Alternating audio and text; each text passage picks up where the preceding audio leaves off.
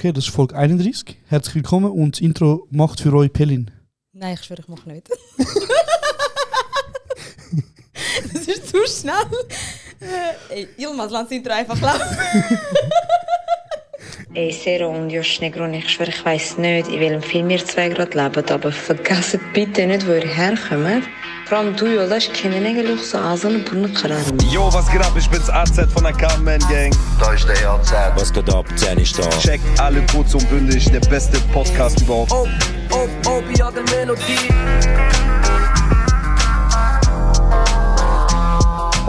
Okay, convoco meine Seelenverwandte.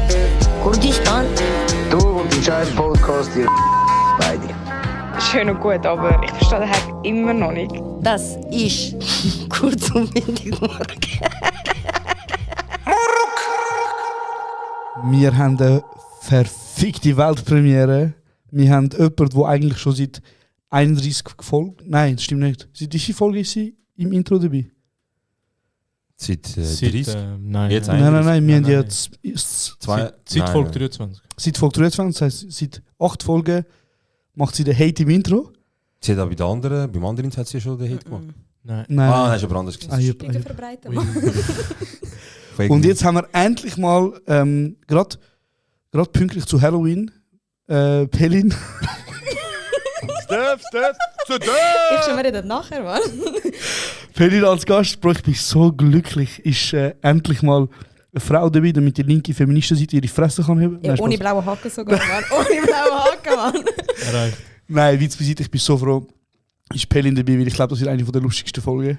Ich kann es nicht abwarten, dass die Folge fertig ist. Oh ja. Wieso?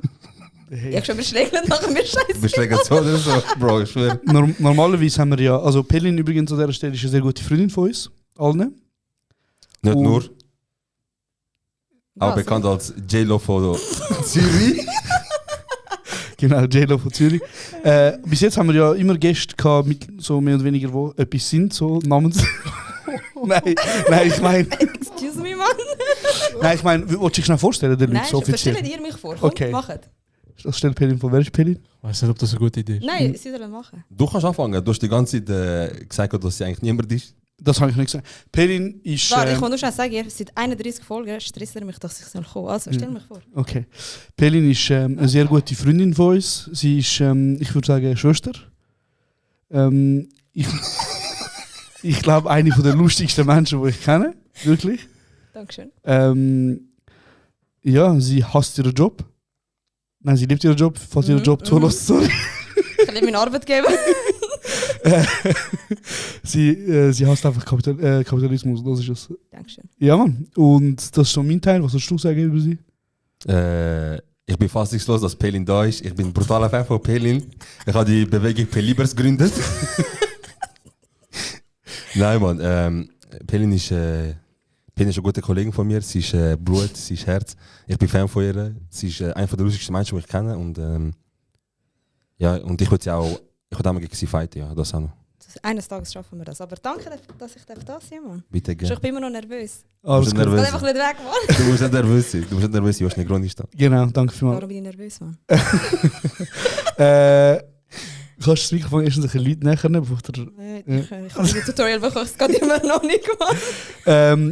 Pelin ist Cousine von jemandem. Casey Rebel. Unter anderem. Von Casey Rebel und von Ali. Und jetzt hören wir alle Strassenweisheiten. Alle Strassenweisheiten.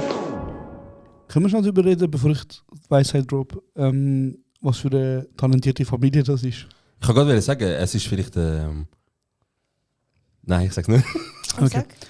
Und ich wollte noch schnell erwähnen, den Podcast gibt es nur wegen meiner Familie. Das hast du selber gesagt, Mann. Okay, also ich sage jetzt schnell, die Weisheit. Ja. Ich verstehe jeden Arbeitslosen. Ich wichse lieber den ganzen Tag, als für 21 Franken pro Stunde einem Hund mit Napoleon-Komplex zu dienen. Fair. Deep. Fair. Deep. Auch da wieder ein Kapitalismus-Hater. Deep.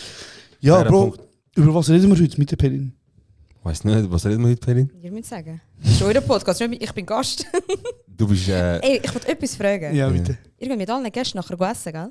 Nein. Nicht immer. Doch? Nein. Nein. Nur mit denen, die blaue Häkchen haben. Nein. Ja. Doch? Auch nicht. Nein, das stimmt Wir nicht. sind so fame geil, Mann. Ich muss Wir auch sind sagen, zum Stress. Wir sind nur wir sind zusammen mit dem Zen gegessen, vorher. Du kennst ihn, also wir kennen ihn anders als du, so für uns. Ja, wir sagen ihn Vornamen, aber weißt genau per du. So.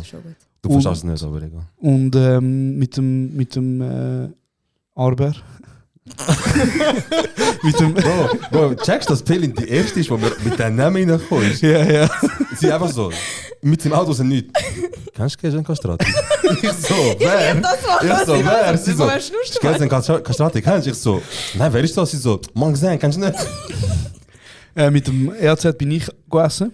Da war Serhat nicht dabei gewesen. Und das wäre es auch schon gewesen. Also mit dem Özgür sind wir nicht gegessen vorher, mit dem Deno sind wir nicht gegessen, mit dem Monet sind wir nicht gegessen, ja, mit den Fußballern sind wir nicht gegessen. Die haben keine Zeit. Die haben Zeit, Vielleicht haben wir keine Zeit gehabt. Wir haben Zeit gehabt, aber wir haben gefunden, lieber wir zusammen essen, weil keep your things close and your enemies no closer oder so. Darum bin ich da. Kennst du das Zitat übrigens? Keep your things close and the enemies no closer. Ja. Das ist ein geiles Das ist normal. Das ist voll geil, Mann. Bro, sie hat sich das fix tätowiert. Ich schwöre, hätte man dich kein Geld, ich glaube, jetzt wärst du so, wegen uns hast du das nicht tätowiert, ganz ehrlich. Aber wegen euch habe ich das nicht tätowiert. Ja. Also ihr habt mich verändert, oder was? Zum Positiven, ja. Ich fresse, Mann. Reden wir über den V-Log, den wir heute aufgeladen haben, weil ich weiss, du hatet darüber. Ja, gib mir ihr die so Plattform. Also Ehrlich. erstens mal habe ich es geschaut, um zu schauen, ob ich drin bin. Ja. Ich habe den anderen direkt wieder ducken. Der Der Loris. Loris, du bist ein geiler Sieg, aber lässt die Aufnahme von mir. Nein, aber es war gut, scheisse. Wie hast du von der Live-Show? Geil. Ja? Ihr habt super Wieso gemacht. lügst Ich schwöre, es ist geil. Instant nach der Live-Show, Kann euch oh mein direkt Gott. Du so, oh mein Gott, so ein Scheiß habe ich noch nie gesehen. Nicht mal gratis und so. Nein, es ist richtig gut, es richtig gut gemacht. Ich freue mich auf die Show. Wieso hast du denn 4 Hate-Stories gemacht auf Instagram? 3. Dezember. 3. Dezember, genau, das ist eine gute Überleitung, noch ganz kurz. Wir waren live vor 30 Leuten ungerade. Und ich muss sagen, ich war recht nervös gewesen. Das könnt ihr... Schaut den V-Log für mehr Informationen. Link in der Bio. Nein, ich bin recht nervös gewesen. Aber die Live-Show ist gut gegangen und wir sind schon wieder live. Das mal mit der richtigen Tour mit knapp 200 Plätzen. Also mit der richtigen Show, ja. Tour gibt es nicht. Sorry, mit der richtigen Tour, Entschuldigung. Richtige Show. Richtige Show. Gibt es auch eine Tour nachher? Wir sagen nichts. Wir geben dir, warte, wir haben genug Zeit, um dir genug Potenzial zu geben, um zu haten. Alles gut. Genau. Okay. Also Die die erste richtige Show mit etwa 200 Tickets, die wir anbieten, da könnt ihr auch kaufen. Wir müssen uns nicht mehr schreiben, gib uns auch Tickets. Und die wird am 3. Dezember sein und am 3. November, das heisst, heute ist, wenn ihr das fleissig am Montag Halloween hört, ist der 31. Und am 3. ist dann von einem Donnerstag. Oder? Ja. Am Donnerstag könnt ihr Tickets kaufen. Und mal schauen, ja. Ich habe so viele Leute dort gesehen. Wo kann man es kaufen? Auf Eventfrog, der Link wird in unserem Linktree drin sein. Link im Bio. Okay, wie viel Link in kostet Bio. Tickets? Hey, 25. Super, fairer Preis. Fairer Preis, oder? Oder eine Woche, Alter. Ich finde einen fairen Preis für das, dass er seit 31 Folgen wegen uns lacht. Gibt es auch Gästelisten? Nein, ich kaufe Tickets, machst du. Sogar meine Mutter hat gesagt, ich zahle. Ich zahle immer, was soll das? Was ist ist das, will ich nicht supporten? Ich hate, aber ich supporte. Du bist einer der grössten Supporter. Aber ich habe meinen Pool immer noch nicht bekommen, also falls ihr auch die Erfahrung gemacht habt, Ja, aber da ist dann noch meldet Google. euch mir. Der Merch ist rum. Ich bin der Einzige übrigens mit dem... Also der Merch ist eben nicht rum. Er ist auf dem Weg. Uiuiui, jetzt hat sie gut. Krass. Eben nicht. Ich schneide das nachher weißt du zusammen, dass sie Presse sagt, mal. ich bin Ich sag, ein... was du musst. Ich bin der größte Fan von Kurz und Bündig. Ich hasse alle anderen. Nein, Mann, geil, ja. Und wie immer haben wir uns nicht vorbereitet, wir haben einfach irgendeinen Kabis. Und hey, ich bin ein bisschen nervös, Bro. Ja? So Pelin da, ich schwöre Oh Gott. mein Gott, danke schön. Ohne Scheiß. Du nicht? Null. Was Gut, du nur, bist Mann? cooler. Aber du hast vorhin etwas fragen. Was haben wir fragen? Du so wegen Live schon hast angesprochen. Also du bist ja dabei gewesen. Du bist... Ich war einer der auserwählten 3, die ohne 30. Gewinnspiel. Was 30 Ja, gemacht? wir haben ja noch so Aha, 3-4 stimmt, Leute. ja. Über Gästeliste. Ja. Genau. Also nur 3 Leute eigentlich quasi drauf da, einfach, wie sie so riesen Fans sind, unter anderem Pelin. Ist so wie... Ihr nennt mich Hater. Kennst du die Make-A-Wish Foundation? Ja. So, Pelin hat so geschrieben, Darum bin hey, ich nicht da. darf ich bitte einmal dabei sein? Bitte. Vielleicht ich stirb bald. Nein, Spaß. Nein, Mann. Ja, Was ist so gelaufen die Woche? Weiß nicht, was ist so gelaufen? Bro, wieso bist du bist so voll auf Provokation und so? Ich schwöre, ich im So weiß nicht, was ist gelaufen. Komm, fang an. Ich so, was läuft? Ich weiß nicht, was läuft. Was läuft bei dir? Nicht mal, was läuft bei dir? Nicht viel, ich war in den Bergen. Wie war es gewesen? Brutal. Es war etwas am Schönsten, was ich gemacht habe. Ja, was hast du gemacht?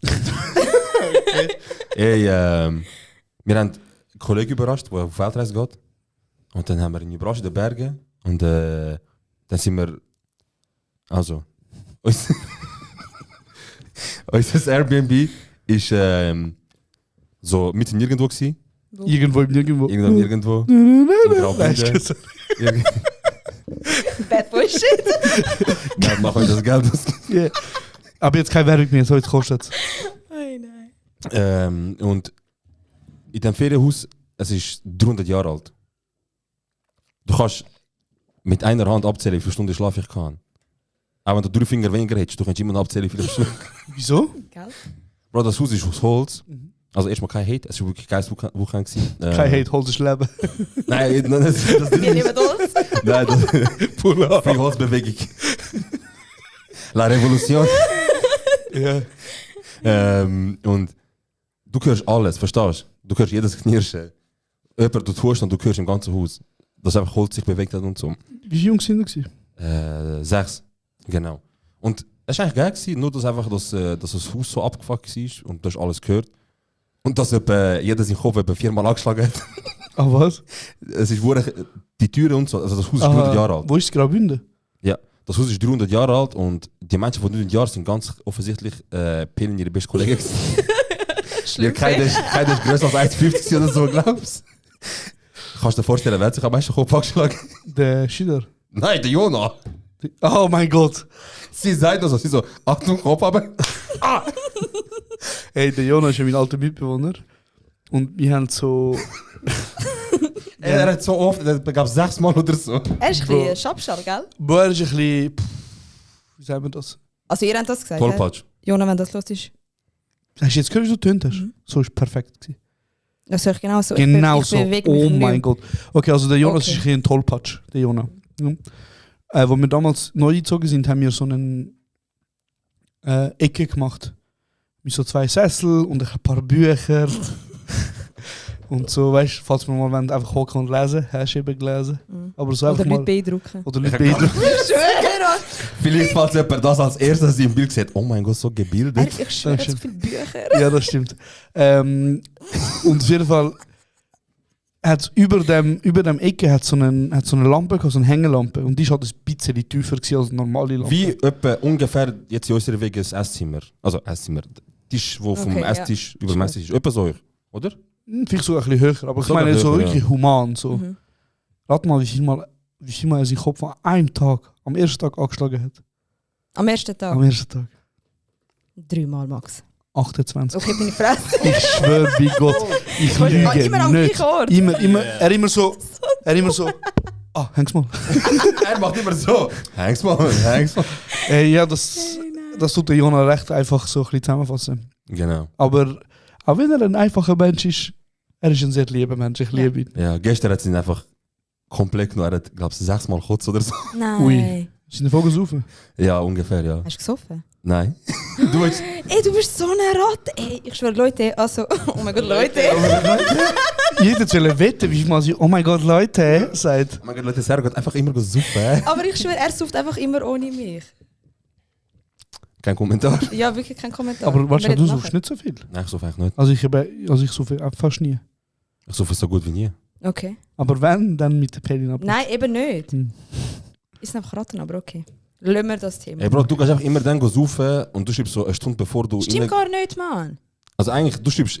Ich schreibe dir 2 Wochen im Voraus, hey, dann und dann. Und das sage ich dir, kein Bock zum Saufen. Und nachher sagst du 2 Tage später, nachdem du im Ausgang bist, man weiß, die können nie saufen, die haben keinen Bock. Oh mein Gott, Leute, ich weiß gar nicht, was passiert ist. Es ist einfach gehatet. Es ist einfach gehatet. Ich sauf nicht, aber es ist einfach gehatet. Du musst halt vielleicht auch sagen, Pelin ist halt ein bisschen jünger als der ein oder andere von uns beiden. Ja, voll. Uns beiden. Wann bist du 18 geworden? Vor 2 Wochen. 3. Nein, sag schon, wie alt bist du? 23. 23. In dem Alter habe ich auch noch Lust gehabt zum Saufen. Ja, easy, Mann. Wie alt bist du? 43 oder was? Ich würde gar nicht sagen. In diesem Alter, ich schon krass, wenn Leute mir das sagen, Mann. Weißt du, in diesem Alter bin ich Erdfress. Oh mein Gott. Aber in deinem Alter, ganz ehrlich. Wir reden nachher, schon gut, Mann. Wir können reden, ja. Nein, sie kommt. Hey, sie macht mich aber wieso nervös. Wirklich? Wieso? Ich weiß nicht wieso. Deine Aura, du bist so ein bisschen Taser-Vibes. Ich habe es sagen, aber ich glaube, der Oldtimer ist nicht so Sag. Nein, schon. Das sag auf Türkisch. Nein, das ist eben noch schlimmer. Sag. Nein. Ja, weißt du, stell dich mal, mal 1-2 Fragen vorstellen. Jetzt von der schon? Einfach So so mal nervös, zum. oder Nein, ich was? wollte einfach, dass es ein bisschen mehr weggeht von dem, Also. von dem geschlossenen Gespräch. Und wo hast du Penny kennengelernt? Thai-Box. Im Thai-Boxer Club Zürich Nord haben wir uns kennengelernt. Sie ist Boxer gewesen. Sie sind mal am Sparen gewesen und sie so. Ey, also nur schnell, wisst ihr, was sagt er mir etwa monatlich? Nein, sag ich nicht. Das Doch, ja, weißt du, was sagt er? Er wünscht sich, dass es eine Tablette gibt, dass ich keinen Schmerz verspüre. Oder das sagen wir einfach Vollnarkose. Einfach generell Er will Menschen mich nicht. einfach einmal kaputt schlagen. Und Sag er ich sagt nicht. das so, hey, Ich sag jedes Mal. ey, ich habe schwarz auf weiß. Du sagst, du Halt willst die Fresse, ich habe schwarz auf weiß. Okay, zeig. Ich zeig nachher. Nein, zeig jetzt. Nein, ich Okay, schicke also auf jeden nur Fall- Screenshots. Bro, schau jetzt mal. Aber man merkt, ihr zwei haben eine sehr brüderschwesterliche Ja, Beziehung. genau, Bro. Das ist doch schön. Sie sagt mir auch so oft so, ey, ich würde dich so gerne abschlagen. Ich würde so Aber gerne das. warte, ich Und dann sag, ich ich so, würde- dann nein. sag ich, warte, ich kann dich ausreden Okay, red lassen. aus. Mein Gott. Nachher ich so, ey, du willst, ich will, wie wär's, ich könnte nicht wehtun, bewusst, deswegen, wie wär's, wenn wir einfach beide Aggression rauslassen, aber nicht davon spüren, so. Und ich so, das wäre geil, wenn es Tablette würde geben, nachher gehen wir einfach 3 und nachher am Schluss ist es lustig, dann gehst du Nein, Kaffee ist nicht trinken. so gewesen. Du sagst mir monatlich, dass du mir eine Tablette willst, dass ich keine Schmerzen spüre, dass du mich kaputt schlagen kannst. Das sag ich nicht. Ich sag das nicht monatlich, also lügst. Ich suche jeden einzelnen Verlauf. Also, so. Also gut. So, Suche ich mir jetzt scheißegal. alles. Weißt du einmal, wo Penny bei uns daheim war und nachher hat sie einfach, du hast glaube ich einfach nicht aufgehört zu reden. Du hast einfach die ganze Wie immer. Zeit. Und nachher habe ich einfach gesagt, so, Penny, kannst du mal kurz in die Fresse haben? Ich glaube, du hast genug geredet. Man, in dem Moment immer, also kennt ihr Bro, und nachher, weißt du bist so hässlich auf mich.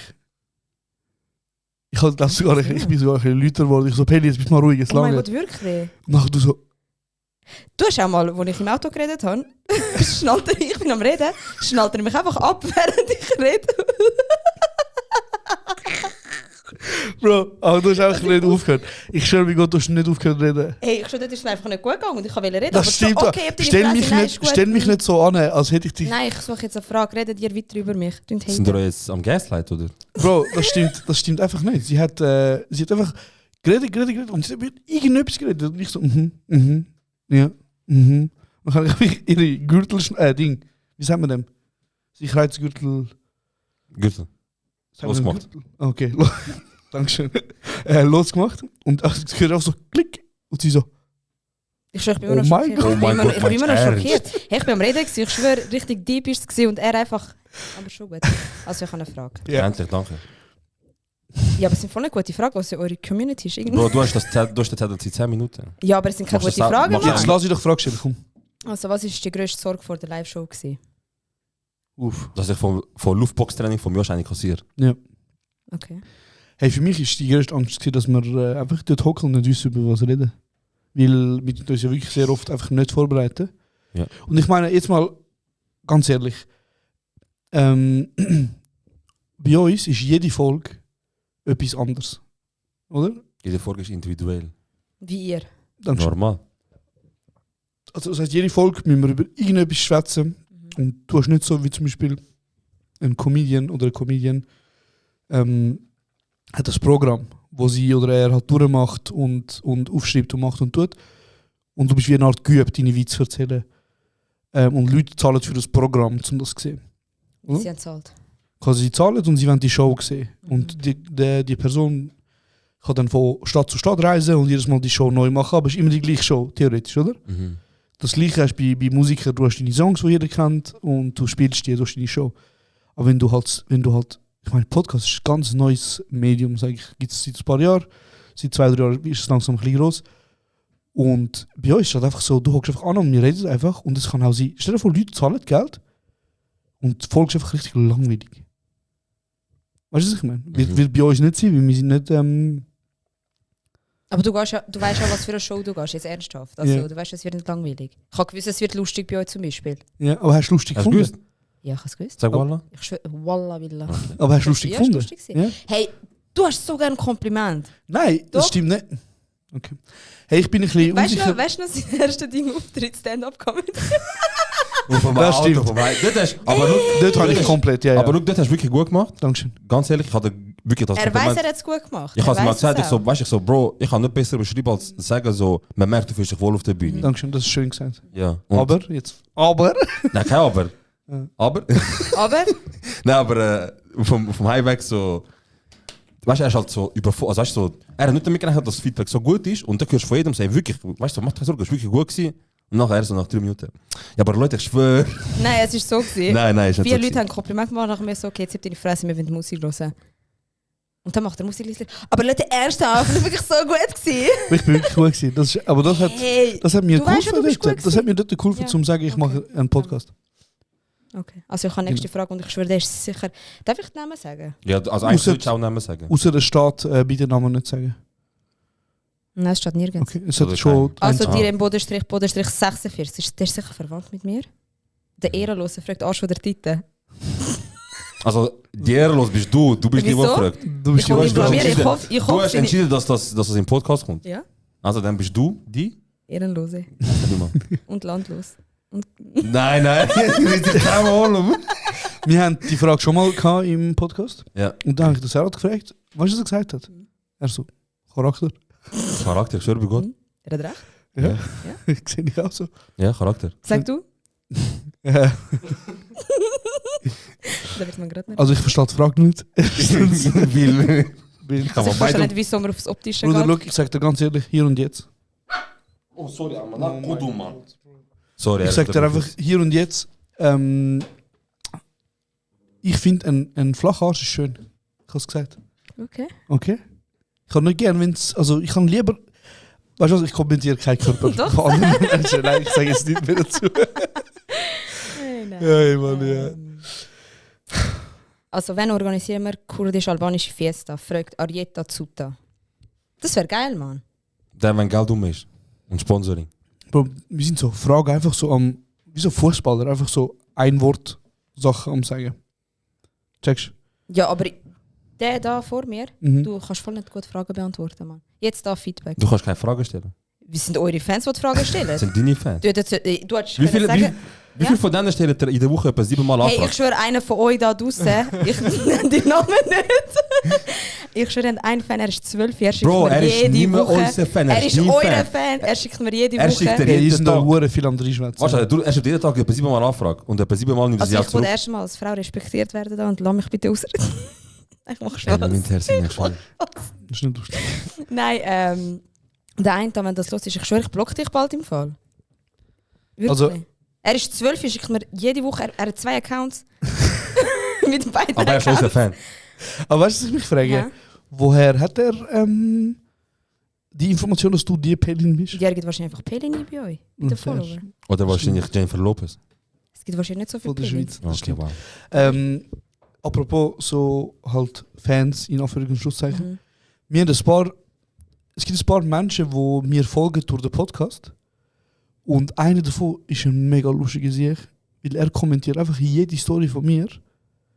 Also von Josh Negroni? Von Josh Negroni, genau. Mit, Kennt ihr Josh Negroni? Ja, kennst du? Sicher. Okay. Wieso bringst du mich jetzt raus? Ja, red mal. Warte, was soll ich sagen? Kommentiert jede Story von dir, von Josh Negroni, ein Fan. Und er schreibt immer so, der Gute. Egal. Das jetzt auch bei der Pelin. Ich kann mich gut mit ihm verstehen. Egal, was ich... Er hat mich gehört, dass ich mal im Podcast der Gute, dass ich oft der Gute sage. Ich sage anscheinend oft fair. Das sagst du... Das sage ich wirklich oft. Das hat er mir über andere geschrieben. Gott, er so, Bruder, hör mal auf, wie wir fair sagen. Ich so, fair? Nein. Und er schreibt auch immer so, der Gute. Bei jeder Story. Das ist wirklich oft, Mann. Und ich wollte nur sagen, wir leiden alle unter dem Fame. Also du sowieso? Ich sowieso. Aber du auch? Nur. Hey, kannst du schnell die Story erzählen, wo du erkannt worden bist? Nein. Bitte. Komm, erzähl doch. Nein. Bitte. Ich will nicht, nein. Du hast nicht fressen, du hast nicht fressen, du hast nicht fressen. Bitte erzähl. Nein.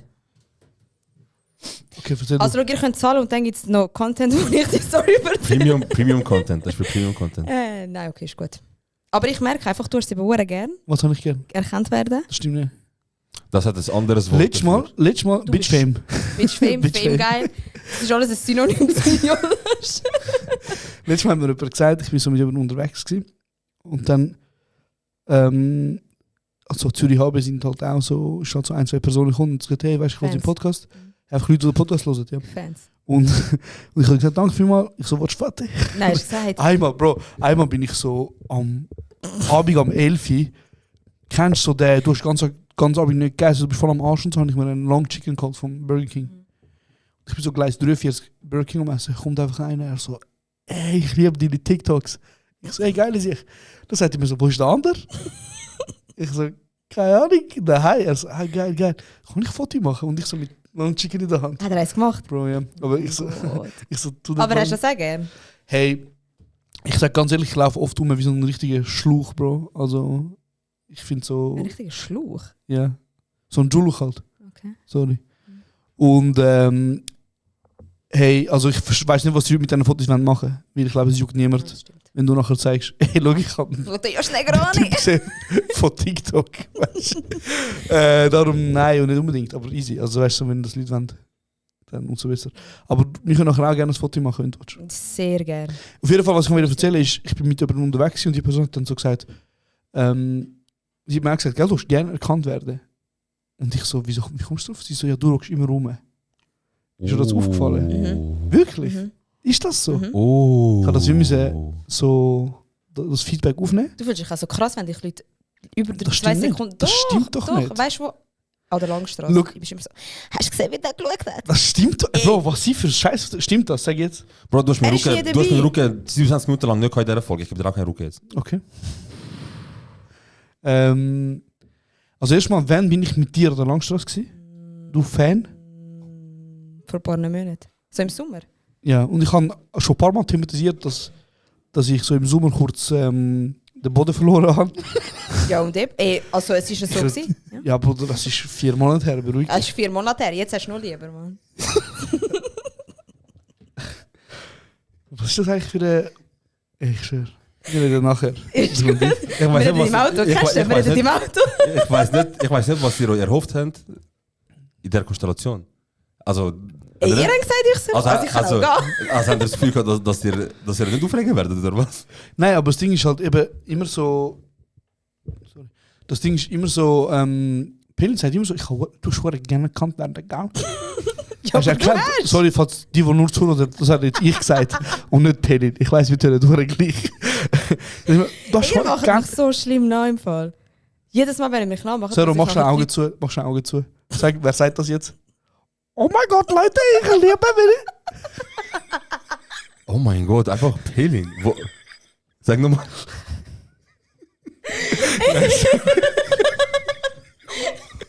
Hey, nein. Jedes Mal, wenn ihr mich nachmacht, frage ich die Leute nachher, hey Leute, bin ich echt so?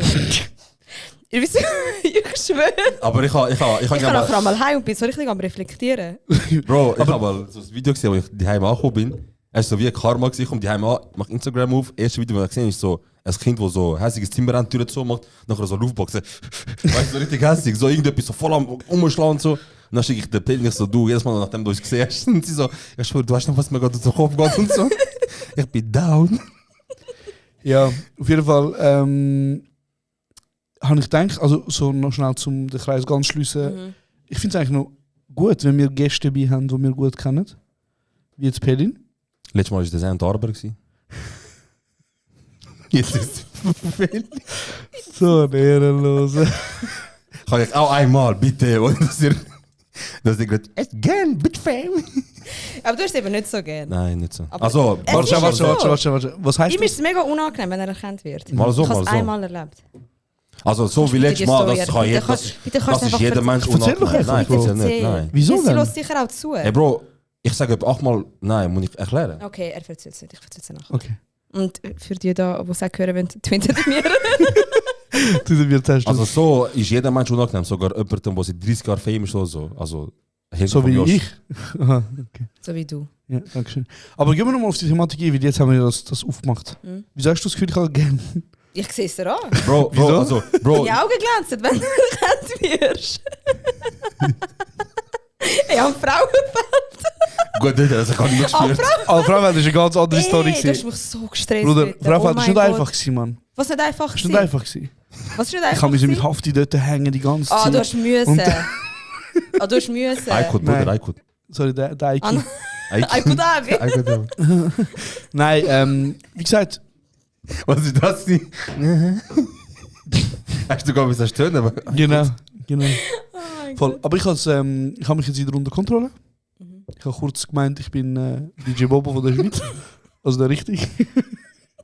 Und eben, es sind ja auch ein paar so durch andere Menschen ist so Meldung gekommen, der Jonas meint sich krass. Ich kann schwören, du hast das angefangen. Ich schwöre nicht. Ich sage es in mein Gesicht. Du sagst, das stimmt. Sie ist eine Haterin, ja. Aber tête-à-tête. Also warte, nur zum Klarstellen, ich hate euch so, aber hinter eurem Rücken nicht. Das ist schön. Hinter unserem Rücken spuckst du uns an. Unter anderem. Ja. Nein, Mann, ich schwöre. Was ist echt das Problem? Bro, ich liebe dich, ich schwöre. Okay, ist gut. Also, hey, ich stelle eine gute Frage, Mann. Nimm einfach etwas. Oder hast du eine Frage als Fan? Du hörst auch als Fan, du hörst auch alle. Eigentlich so. Josh, was soll das Loch bei deinem Ärmel? Das fragen mich hure viele Leute. Das Loch? Ich habe ja minder das Bild posten von dieser Jacke. Ja, fix. Also für die, die jetzt das nicht wissen. Ich habe so eine Jacke, die hat so am linken Unterarm so wie ein anderes Loch, also ein Sichtfenster. Und viele Leute fragen mich immer... aber was soll das ernsthaft? Flash, also erstmal bin ich Karl Lagerfeld, dass ihr mich fragt, weil ich die Jacke designt, gell? Ja, du hast sie gekauft, oder? Und dann hast du nicht überlegt, wieso kaufe ich die Jacke? Zweitens, ich kann sie kaufen, wie sie mir gut steht. Das Sichtfenster dort ist für Uhr. Wenn ich eines Tages eine Rolex habe, zum Beispiel. Checkst du, dass ich nicht immer Jacke muss hinterher tun. Für das ist es da. Ist die Jacke auch dort, wo man bei der Seitentasche drin sieht? Ja, genau. Er hat letztes Mal einfach, weißt du, was dort drin ist? Sein Schülerausweis. Also erstmal ist es... Damit man sieht, dass er der kein Student ist. Wie heisst der Ausweis von früher? Das kannst du Spiele auslehnen und so. Ludothek-Ausweis. Also, was ist das für eine dumme Begründung? Was ist das für ein geiles Lachen gerade? Nein, sorry, aber was ist das für eine dumme Begründung, dass du sagst, damit man sieht, dass ich an der ZHDK bin? Ja, du zeigst es voll. Bro, es steht sogar in der Bio. Was ist denn? Ja. Ui. Sie macht Sachen auf, wo du willst du ansprechen, Bro. Sie macht Sachen. Es ist nicht kurz und bündig wie PS. Nein, das ist gut. Wir können gerne überreden. Also erstens mal, du kleine Hater. Erstens mal, fair. Ich bin stolz darauf, dass ich ein Kurzversion habe. Dass ich dort reingekommen bin. Ich habe 2 Folgen lang darüber angegeben. Ich könnte das gerne noch nachhören. Ich muss da jetzt das Thema nicht einmal aufmachen. Zweitens, eine Tasche, das ist vielleicht für dich hier ein bisschen zu viel, aber eine Tasche ist dafür da, dass man Sachen rein tut. Mann. Und ich habe dort den Ausweis rein da, damit ich schnell... Sie kennen ja die Tasche nur für Kennex, die breit sind und parat sind für Spetzerei. Ich kann eben nur Buchtaschen. Damit ich schnell an mein Zeug ankomme. Nein, du hast auch zeigen. Ja, genau. Du hast schon am Sonntag deinen Schülerausweis dabei gehabt. Ui. Ich habe ihn in meiner Jacke gehabt, als ich am Freitag in der Schule war. Okay.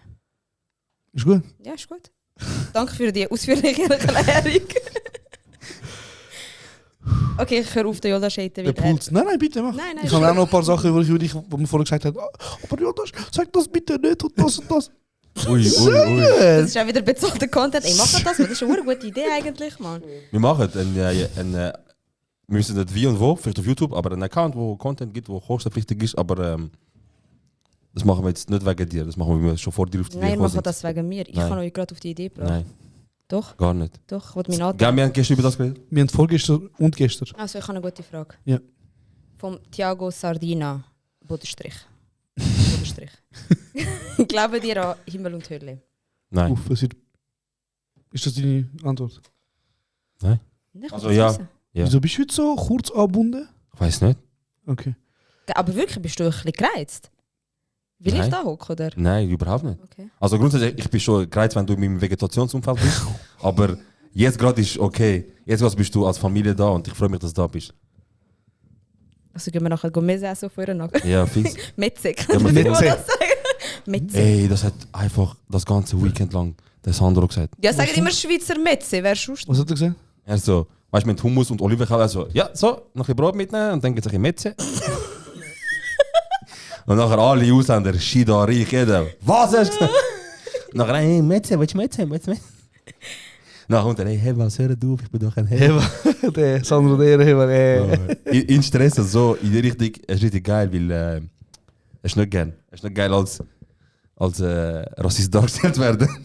Schon nicht geil, nein. Immer wieder fertig gemacht werden, obwohl du nur Ausländerkollegen hast. Der Sandro hat wirklich sehr viele Ausländerkollegen, aber er hat auch gute andere Ecken. Der Stammtisch Rechtswähler-Ecke. Ja? Schon ein paar, glaube ich. Nein, ich glaube es nicht. Das ist einfach so etwas, Hör auf, was ich Fix. nicht verstehe. Nein, das hat er nicht. Nein, das hat er, glaube ich, wirklich. Das hat er nicht, das hat er gar nicht. Er hängt ja nur mit euch. Also, wenn du jetzt willst sagen, so, während Corona haben wir gemerkt, dass ein oder andere in der rechts ist. Bruder, sogar Leute aus meinem Umfeld sind rechts geworden während Corona und ich bin immer noch mit ihnen am Brot brechen, verstehst du? Das ist deine Entscheidung. Hey, habt ihr übrigens gesehen, junge Tat, was bei diesen Missgeburten so abläuft? Die haben gar keine Angst mehr. Sie haben ein Video released, wo sie sich bekennen zum einen oder anderen Angriff. Und ich habe das Video geschaut. Ich habe es mal ein bisschen angefangen, ja. Also die zwei Jungs so mit ihren Schneuz und ihren geschleckten Haaren und so, wo sie so ganz nah aneinander hocken. You heard it here first. Ich sage, die lutschen sich gegenseitig ihre Schwänze. Und sie haben es richtig gern. Was auch völlig okay ist. Aber ich glaube, die haben es richtig gern, Bro. Yeah? Ich glaube, so die Körpersprache von denen. Ich habe das gesehen. Und auf jeden Fall der Tagesanzeiger. Darf ich fragen, das Know-how von Körpersprache, der hat Schwanz lutscht? Ich hänge es viel mit dir.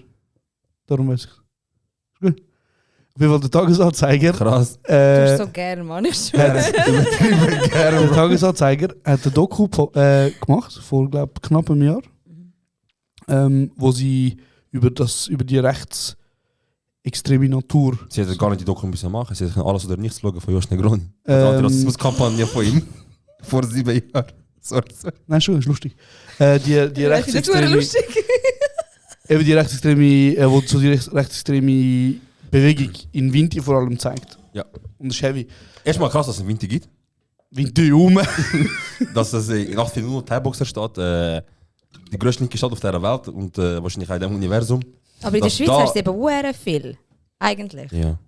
Ja, aber weißt du, das ist ja normal, dass Leute hat andere, also weißt, dass es Leute gibt, die anders politisch gesinnt sind. Aber mit denen schaffst du auch zusammen und so weiter, ist nicht so das Ding. Aber sie trauen sich einfach nicht so. Aber so Sachen, das ist. Ja. Aber ich meine, die haben sich wirklich so, die bekennen sich mittlerweile komplett zu dem, was sie sind, weißt du? Ja, aber es passiert ja nichts, weißt du, was ich meine? So, ja. Es gibt ja voll keine Konsequenzen. Ich weiß nicht wieso, ob das vielleicht so ein Trick ist, zum so AGBs von Insta und so umgehen. Mhm. Oder ob das vielleicht so einfach ein Typ ist gegen alle Linke, aber sie nennen sich auch Aktivisten. Ja, also grundsätzlich sind sie ja Aktivisten, so per se. Also ich meine, ich weiß nicht. Ja, sie tun sich ja einsetzen für etwas. Ich glaube, solange du dich einsetzt für etwas, bist du ein Aktivist. Ja, fix. Also ist ja nicht ein Begriff, der sich nur für die linke Ecke von der Welt. Deswegen frage ich also. Aber was sie halt auch machen, das ist auch krass. Sie sind im Vergleich zu anderen Neonazis sind sie sehr schlau. Also so mit dem, was sie so von sich geben und wie sie das sagen. Und was sie sagen, ist ganz, ganz, ganz gut überlegt. Also weißt du, es ist wirklich so an der Grenze zu jetzt illegal. Und das tun sie bei dieser Doku auch noch ansprechen. Ich finde es super spannend. Und es hat vor ein paar, ich weiß nicht mehr, das ist vor 2 Jahren, hat es den Fall schon mal gegeben. Der Anführer von diesen jungen Tat ist auch an der ZRK gewesen. Ja, voll, ja, das ist ja voll umgegangen. Nachher haben sie ihn Hops genommen und so weiter und auch Durchsuchung und so. Die Schwachen nicht. Das ist auch ein Wintertourer. Und jetzt erklärt, wieso sind wir so stolz auf Winter? Nennen wir 3 Gründe. Thai-Boxer-Stadt. 3 Gründe. Hey, jetzt aber ernsthaft, ich habe jetzt eine Frage. Wieso findet ihr Winter so krass? Ich finde Winter nicht so krass. Ich schon. Also ich finde Winter geil, aber ich sage immer noch... Aber wieso findest du es so krass? Weil alle von Winter tun so, also no hate. Schon gut. Aber wieso? Hey Bro, ich weiß nicht. Das ist vielleicht so, das ist vielleicht damit so, dass dort, wo du aufwachst, automatisch dich wohlfühlst. Vielleicht so. Okay. Du bist dich nicht wohl dort, wo du jetzt bist? Jetzt dort nicht, nein. Okay. Lieber Gar Skylights, nicht. lieber New York. Big City Life, Nein, ich kann nicht geben. Also Vinti ist erstmal die zweitgrößte Stadt im Kanton Zürich. Schau Wikipedia für dich. Dankeschön. Wir haben das 6 sauberste Wasser in der Schweiz. Wichtig, Mann. Normal. Wichtig. Glaub mir, Wasser in Vinti verglichen mit Wasser in Zürich. Beste. Ich glaube, Wasser in Zürich ist sauberer. Nein. Aber mit fett verkalktes Wasser. Dafür hast du dort alles voller Koks. Also bei euch geht sowieso 7 Jahre, bis das Wasser kalt wird. Minergie. Okay, auf jeden Fall. Vinti hat Wälder. Vinti hat Ist sicher schöne die einzige Altstadt. Stadt in der Schweiz. Nein, aber ich sage dir, wieso. Okay. Es hat eine schöne Altstadt. Es hat alles, was ich brauche. Meine liebsten Freunde und nächsten Menschen sind da. Und wenn ich da rumlaufe, werde ich erkannt. Ich kann etwas anderes sagen, aber das passt hier nicht rein. Sag. Nein, bitte, Bruder. Und darum bin ich sehr froh. Im Winter und heute bin ich so auch wieder Zentrum Tös gewesen. Geil. Ich habe einen Ayran getrunken. Bist du nicht angeschossen worden eigentlich? Nein, ich kann ja rumlaufen. Stimmt. Gut. Entschuldigung. Und ich habe einen Ayran getrunken. Mein Vater hat so einen Chai getrunken. Und so, wir sind so umgeben von Dönergeruch, Asphalt und so Graffiti, so ACAB und so. Geil. Also man fühlt sich wohl. Und als dann? wäre er in Frankfurt oder so gewesen, weißt du, wie er das beschreibt? Er beschreibt, wieso als wäre er was? Wieso eine blonde Schweizerin, die zum ersten Mal so Ghetto gesehen hat. Ich habe Ayran getrunken, die in Berlin ist. Chai, Graffitis, Hochhäuser, Dönergeschmack. Das ist Börek. Metze haben wir auch. Nein, ist geil. Und ich liebe Vinti, aber noch schnell, vielleicht, um die erste Frage beantworten, Himmel oder Hölle. Stimmt, Mann, genau. Stimmt. Ich habe letzte ein Zitat gehört. Das würde ich da jetzt gerne wiedergeben. Das ist ein sehr schönes Zitat. Und zwar ist irgendwo ein Poet aus China hat gesagt, Himmel und Hölle ist der gleiche Ort. Ja? Stell dir vor, es ist ein Tisch voll mit Essen. Und es hocken mega viele Leute dort. Und in der Hölle ist es so, dass du dort hockst mit ganz langen Chopsticks. Stäbli. Sorry, Stäbli. Wieso musst du einfach immer so englische Wörter droppen, Mann? Chopsticks, Bruder. Weil ich auf Deutsch vergessen habe. Okay.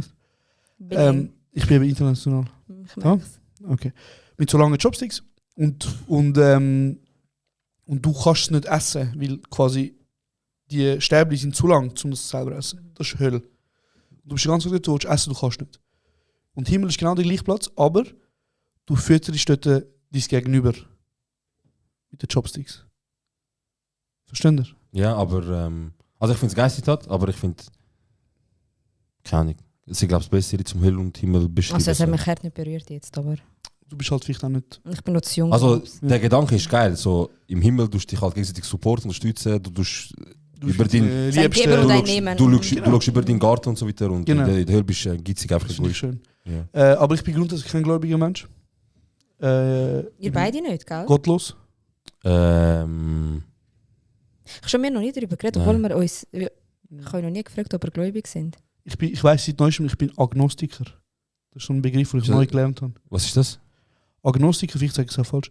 Agnostiker sind Menschen, die nicht sicher sind. Ob es etwas gibt oder nicht, so eine höhere Macht. Genau. Ja. Dann bin ich... ja, ich glaube, ich bin auch das und nicht Atheist. Genau, Atheist ist ja, du weißt, es gibt keinen... Ja, voll, okay, dann voll. Agnostiker, in dem Fall ja. Fair. Du, Jonas? Bro, ich habe jetzt auch gerade erfahren, dass ich eine bin. Okay, gut. Ich sage nächstes Mal im alle wieder nicht allen, was ihr da rauslasst. Ja, aber das Prinzip von Himmel und Hölle wild. Ich sage, es gibt... also ich wünschte, und es wäre geil, wenn es viel gäbe, wirklich, es wäre mega schön. Aber ich denke, ich gehe davon aus, dass es nicht gibt. Weil wenn es Hölle gibt, dann... Weiß nicht. So viel Leid. Nein, ich meine mehr so viel Leid, so viel Schlimmes, was passiert und so viel, was durchkommt. Und dann ist so, kommt die Quittung erst, nachdem du die Welt verlässt. Und dann ist die Frage, wie hart ist die Quittung, nachdem du die Welt verlässt. Wie wir dort so quasi unser Leben verbringen. Ja, das kann sein, ja. Also denke danach ist es einfach fertig, wenn man stirbt. Ich denke schon. Ja. Also ich finde, es gibt sehr schöne Konzept drüber, so, zum Beispiel das mit der ewig lebenden Seele, so, wo die Hindus zum Beispiel haben. Finde ich, es gibt sehr viele spannende und interessante Sachen und es gibt zum Beispiel auch ganz viele Leute, die daran glauben, dass du zum Beispiel, wenn du neu auf der Welt bist, dann wirst du geboren ohne Skills. Und jedes Mal, wenn du zum Beispiel neu geboren wirst oder wie geboren wirst und du bist gut in Sachen, zum Beispiel Pelin ist gut im nicht fressen haben. Ich bin die Beste. Und das heisst, ihre vorigen Leben haben viel geredet. So. Weißt du, was ich meine? Mhm. Oder halt, wenn du gut bist mit Handwerken, das heisst, du also deine Eigenschaften bleiben immer, übertragen sich ins nächste Leben. Paar, also wahrscheinlich bin ich ein mega krasser Filmemacher gewesen. Ich kann jetzt sagen, es ist etwas. Ich höre ehrlich so. Und wenn er das selber droppt, dann ist easy. Was ich mich mal bei einem fetten Ficker gesehen. Pull ab am Sack. Ja, anscheinend. Der eine oder andere hat sicher kassiert. Also Sarah hat ganz sicher nicht kassiert. Wo? Als Kind? Ja. Ich glaube auch nicht. Ich glaube wirklich nicht. Ich glaube wirklich Nein. Doch. Ah, der Ilmas bestätigt es. Ich glaube, weißt du, was Scheiß habe ich gemacht? Es wär, ich weiß, aber ich habe das Gefühl, du gibst mir immer so... Also ich würde mich selber schlafen, weißt du, so 1, 2, 3. Ich schwöre ich auch, aber wenn ich so einmal zurückdenke. Also weißt du, so, eben jetzt, ich habe letztes Mal meiner Mutter gesagt, ich habe mir letzte Gedanken gemacht und so und ich bin ein mühsames Kind gewesen. Und ich habe gesagt, ich wünschte mir, wenn ich mal als Kind habe, ich wünschte nicht wie ich. Wirklich? Krass. Einfach Erziehung nicht vielleicht, ja. Mal, ich würde es voll fühlen. Nein, null, ich habe gar keinen Bock. Früher 4 Abend machen wegen so einem Pitch, wo mit dem Fußball zum Beispiel Glaskabel gemacht hat und dann gehst du vorbei. Ja, aber das ist voll normal. Du bist ein Kind, Bro. Also ja, aber allem nach und raus, er hat es 4-mal gemacht, nachher musst du 1000 Schuss zahlen. Ja. Und dann bist du dort 4 Abend, machst früher 4 Abend und fahrst einfach, du musst 1000 Schuss zahlen. So wie dein Sohn 4-mal kaputt gemacht hat. Hast du wirklich 4-mal gemacht? Ja. Meinst du, das hat damit zu tun, weil deine Eltern als viel am Arbeiten waren und nicht rum sind? Ja, du hast vorhin gesagt, Erziehung. Ja, nein, meine Eltern sind, also meine Mutter war ziemlich oft daheim gewesen. Aber also, ich glaube weniger. Bro, ich bin einfach hyperaktives Kind gewesen, weil einfach nur den Drang hatte zum Sachen, einfach nur Scheiß machen. Einfach keine Ahnung. Wenn du das machen, dann mach. Es ist lustig, es ist geil, es ist keine Ahnung. Du hast jetzt gerade gesagt, hyperaktiv. Ich finde es krass, es gibt mega viele Menschen, die jetzt erst im fortgeschrittenen Alter mit ADS und so diagnostiziert werden. Und zum Beispiel ich habe auch eine Kollegin, die hat so ein starkes ADS. Ja, ich auch. Sie hat quasi, ist erst jetzt damit diagnostiziert worden und seit sie halt ihre Medizin nimmt, passiert, also weißt du, ist alles in ihrem Leben viel einfacher. Und ich glaube, als wir halt ein bisschen jünger waren, ich weiß nicht, sind wir mal in der Schule in so Spezialsachen gewesen. Zum Beispiel, ich bin... alles, was es gibt. Wenn dann irgend so jemand, der da alles Spezielle besucht hat. Also, wie heißt das? Logopädie ist, wenn du Redemühe hast. Du anscheinend gar nicht. Gar nicht, Mann. Nein, aber das mit, schon gerappt in der ersten Klasse. Das mit Schreiben, wie heißt das? Das, oder was? Nein, wenn du so, nicht Logopädie, sondern Logopädie ist am Maul, also ja. Mit Reden zu tun. Und ich habe Mühe mit Schreiben, ich habe als Kind ein motorisches Problem gehabt. Ich habe immer Gang-Sense. Sie so, Aufsatzschreiber, das. Gang. 8400. Hey, und ich glaube, mittlerweile gibt es viel mehr so Optionen, beziehungsweise die Kinder sind viel mehr so, haben viel mehr Möglichkeit zum so Spezial.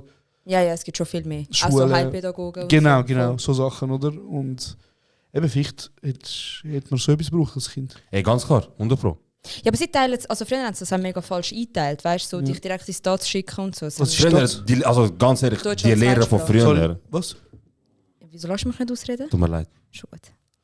Das ist so Deutsch als Zweitsprache. Haben Sie das nicht gehabt? Nein. Sie haben einmal einfach alle Ausländerkinder da geschrieben, also bei uns damals. Ja. Dabei. Bei mir haben sie den Primar, 1. bis 3. haben sie mich und den Brasilianer haben sie in den Deutschkurs geschickt. Aber einfach so, gell?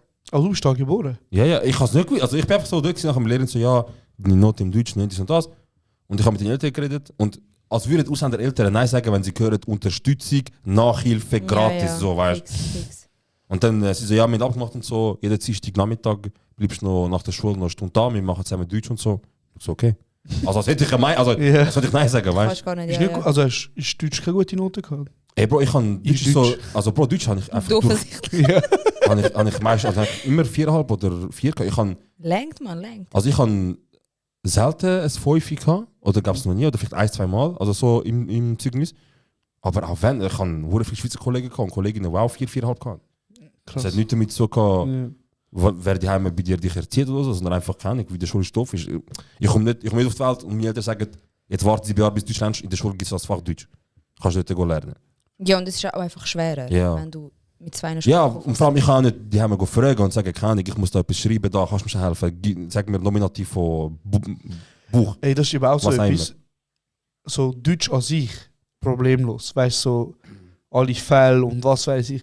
Aber wenn mir jemand sagt der Plusquamperfekt von dem und dem Wort. Bruder! Aber also Akkusativ und so Ich einfach so beim Hören. Dass noch kein Rapper Akkusativ heisst. Es gibt auch so akkurat, nicht? Akkurat gibt es, ja. Das ist auch Zürcher. Ja. Akkusativ. Das ist doch ein geiler Name, nicht? Ja, nein. Also akkurat macht ja Sinn. Aber Akkusativ. Also es macht halt keinen Sinn. Du ja, nenn dich Adjektiv. Nicht? Haftbefehl? Nein, ist ein Name. Scheiße. Haftbefehl ist ein krasser Name. Ja. Also grundsätzlich. Akkusativ auch, oder was? Nein, grundsätzlich. Ganz ehrlich unter uns, wenn du den Namen Haftbefehl hörst, würdest du sagen, what the fuck? Nein, ich find's krass. Also ich kann mit dir rede ich nicht. Du redest mit denen, die da am Tisch hocken. Ich rede mit dem Josh Negroni. Wieso schaust du mich an? Es hat keine andere Option, zum woanders anzuschauen. Ich will sonst das Knick brechen. Also schau, das Ding ist, wenn du dich als Rapper Haftbefehl nennst, dann ist wie so vermutlich klar, was für eine Art von Musik du machst. Ja, so Schlager. Genau. Ciao, was wisst ihr, wer der Babo ist? Ja, bitte, der. Und alle! Saufen! Oh, geil. Es gibt ein Reel. Ich bin Marketing am Denken, weißt du. Marketing-Spezialist. Checkst nicht. Ich check wirklich. Ich habe ein neues Hobby in der Schule übrigens. Ja. Wir hatten gerade ein mega spannendes Fach gehabt, Sounddesign. Und ein mega geiler Lehrer, wirklich. Und das Einzige, was also optisch, oder? Ja, ich hätte ihm... Okay. Ist gut. Ja, ist wichtig. Als Person, eine mega coole Person. Tamam. Und... Er ist ein Herziger. Und auch wirklich... Leute, kann ich schnell reden? Ist gut. Hallo, Josh Negroni, in 2 Minuten, ja.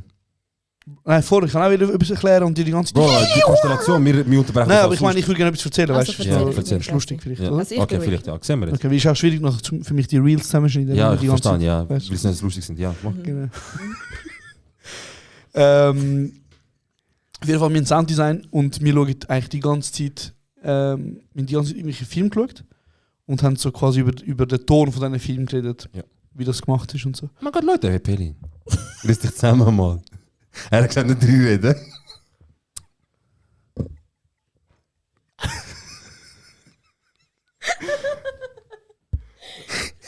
Wenn der Yoldasch einen Triggerpoint hat, dann ist es, wenn er 2-3 Mal etwas sagt, ich könnte, ist gut jetzt. Und dann machst du immer noch einfach nochmal auf, nein, das mach ich nicht mehr. Nein. Ja, und look, er hat immer den Blick, genau der. Sag, wo er rot von dir, sag. Ich wollte nur schnell fertig machen.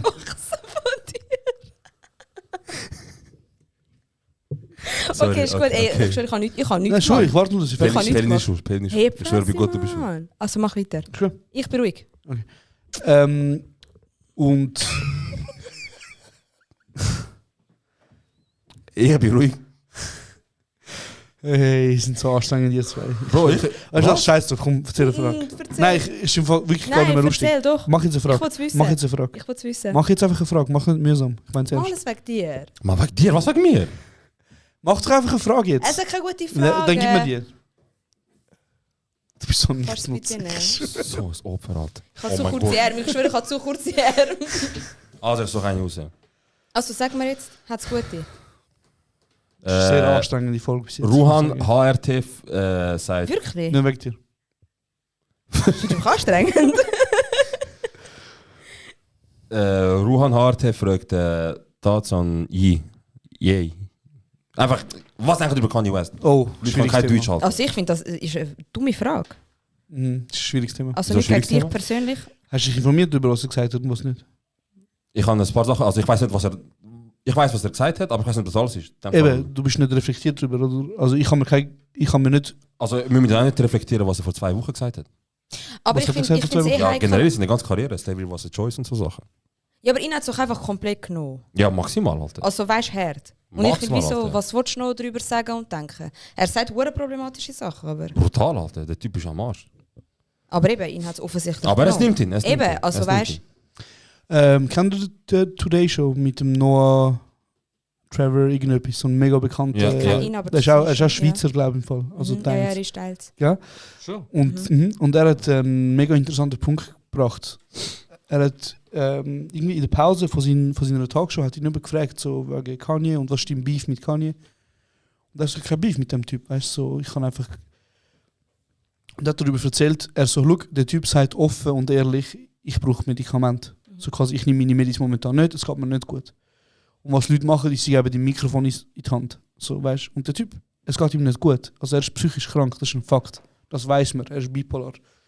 Er nimmt momentan kein Medikament. Seine Familie ist auseinandergebrochen.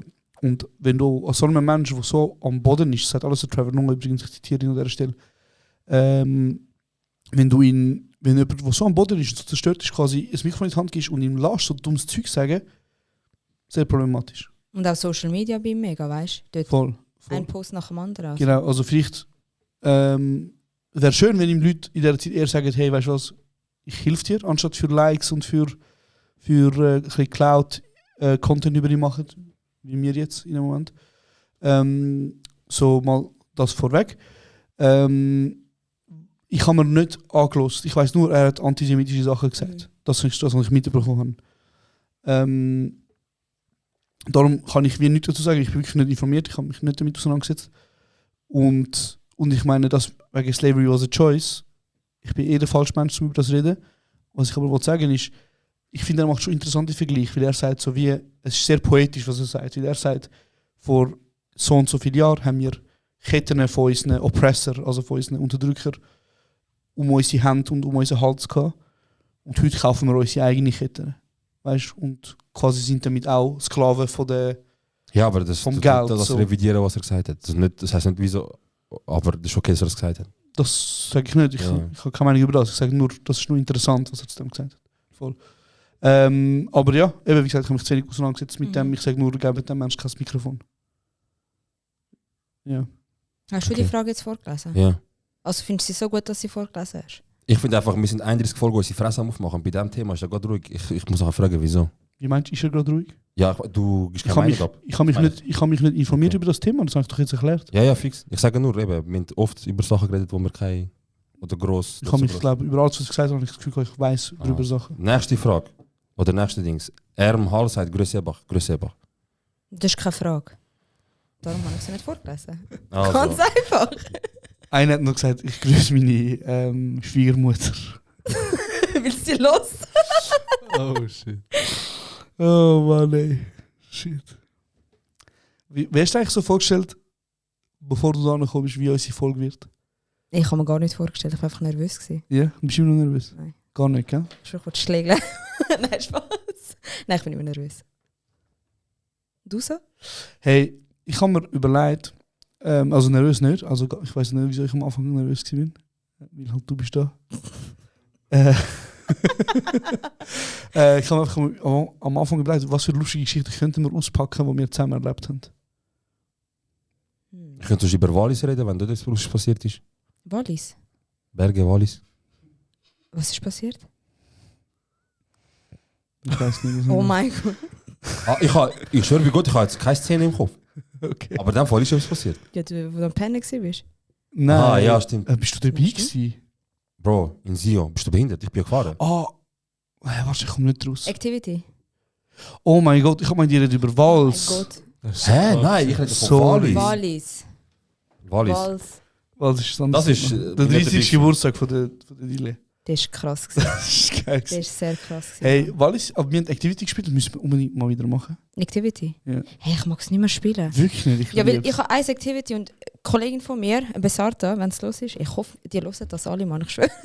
Ich muss auch noch schnell über Chuchi reden nachher, okay, aber schon gut. Aber sie will jedes Mal spielen, wenn wir uns treffen. Und es ist immer das gleiche Activity. Und es sind immer die Fragen gleichen Wörter. Vorbei, ja. Wie kannst du das noch 80 Mal spielen? Weißt du, irgendwann ist es fertig. Irgendwann ist es nicht mehr lustig. Gib mir schnell.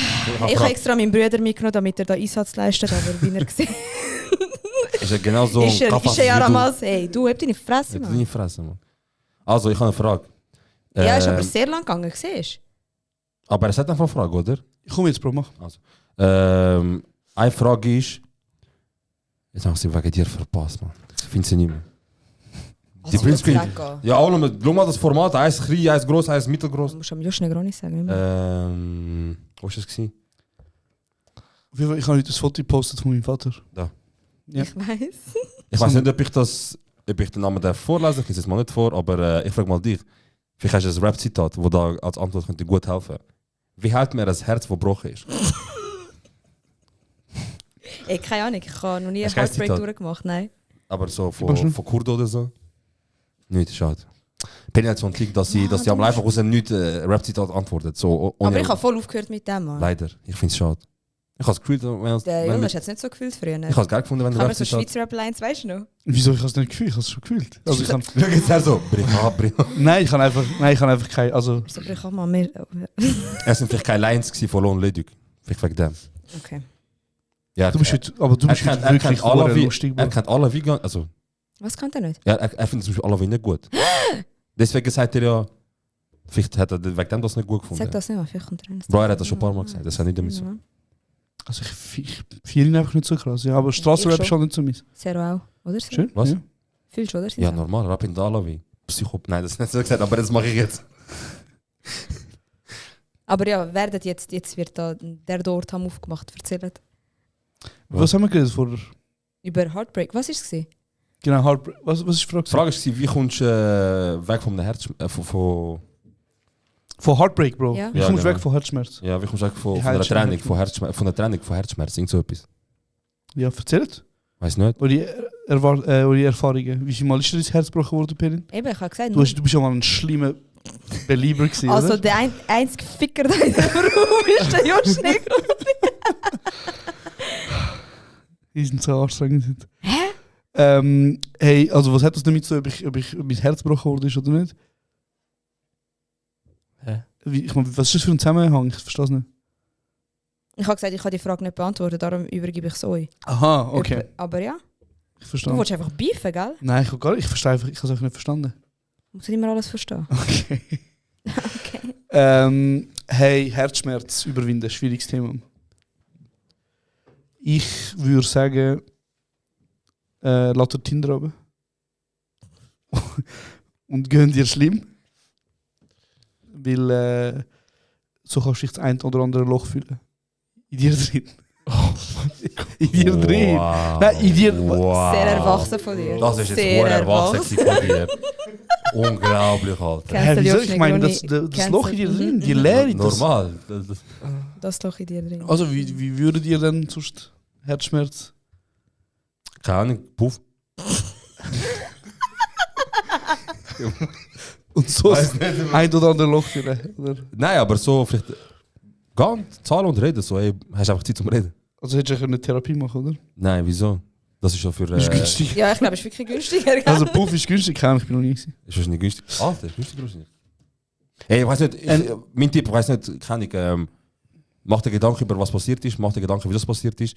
Und mach dir Gedanken, wie du auf Tinder kannst Premium gratis rausholen, wie die Ost gesagt hat. Haben die mal Tinder gehabt? Du? 2 Stunden. Perin, du hast noch nie irgendwie so ein Dating-Dienst? Ah, für was, Mann? Die Leute kleben da mit dem Arsch. Ich habe gar kurdische Hochzeit.